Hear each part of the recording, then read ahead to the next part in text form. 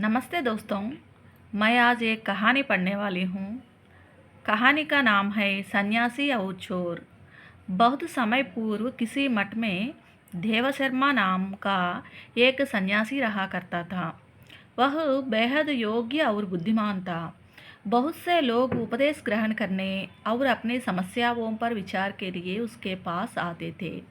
भेंट में वे मूल्यवान उपहार व धन आदि देवशर्मा को दे जाते थे। इस प्रकार कुछ ही समय में वह धनी बन गया था, लेकिन इतनी धनी संपत्ति उसके लिए चिंता का कारण बन गई थी। मठ में सुरक्षा आदि का कोई प्रबंध न था। इसकी सुरक्षा को लेकर वह चैन से सो भी न पाता था। धन की पोटली को वह सदैव अपने बगल में दबाए रहता, कभी अपने से अलग न करता। न जाने कैसे आषाढ़भूति नामक एक चोर को उसके धन की भनक लग गई। उसने वह धन चुराने की योजना बनाई। अपनी योजना के तहत वह चोर देवशर्मा के पास पहुंचा और उसे अपना शिष्य बनाने की आग्रह किया। वह बोला, ओम नमः शिवाय। मैंने बहुत से कुकर्म व पाप किए हैं गुरुदेव। मैं इस छली कपटी जीवन से तंग आ गया हूँ। अब मैं सीधी राह चलना चाहता हूँ। मुझे अपना शिष्य स्वीकार करते हुए मोक्ष प्राप्त करने का ज्ञान प्रदान करे।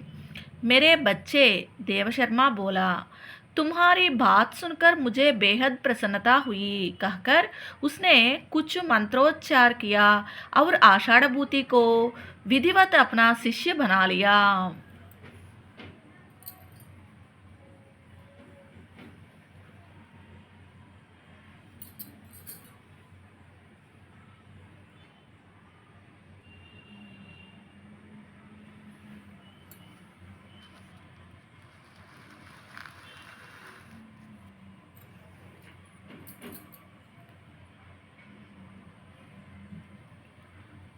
अब आषाढ़भूति दिन रात देवशर्मा की सेवा करता, उसके हाथ पैर दबाता ताकि उसका विश्वास अर्जित कर सके। लेकिन देवशर्मा को अभी तक उस पर पूर्ण विश्वास नहीं हुआ था।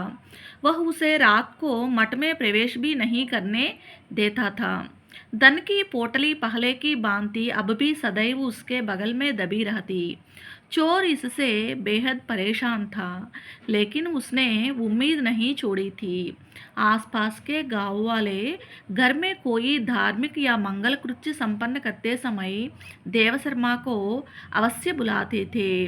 उसका दर्जा गांव वालों को भी निगाहों में बहुत ऊंचा था। एक दिन सन्यासी को पास के किसी गांव में यज्ञोपवीत संस्कार में शामिल होने का निमंत्रण मिला। सन्यासी अपने साथ उस शिष्य को भी ले गया। रास्ते में वे एक नदी के किनारे आ पहुँचे। देवशर्मा ने सोचा कि शुभ कर्म में जाने से पहले स्नान ध्यान कर पवित्र हो लिए जाए तो अच्छा है। यह सोच उसने नदी में स्नान करने की सोची। तब सन्यासी ने धन की पोटली को धोती में लपेटा और चोर शिष्य को देते हुए बोला, आषाढ़भूति, इसकी ध्यान से संभाल करना। मैं जरा नदी में स्नान कर लूं। थोड़ी देर बाद सन्यासी नहाकर नदी से बाहर निकला, लेकिन उसके शिष्य का कोई आता पता न था।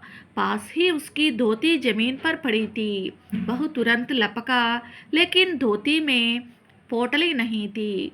वह चिल्लाने लगा, मैं लुट गया, बर्बाद हो गया, और बेहोश होकर जमीन पर गिर पड़ा। जब उसे होश आया तो वह उदास निराश सा मठ की ओर लौट चला। सीख: अधिक धन भी कई बार समस्या का कारण बन जाता है। धन्यवाद।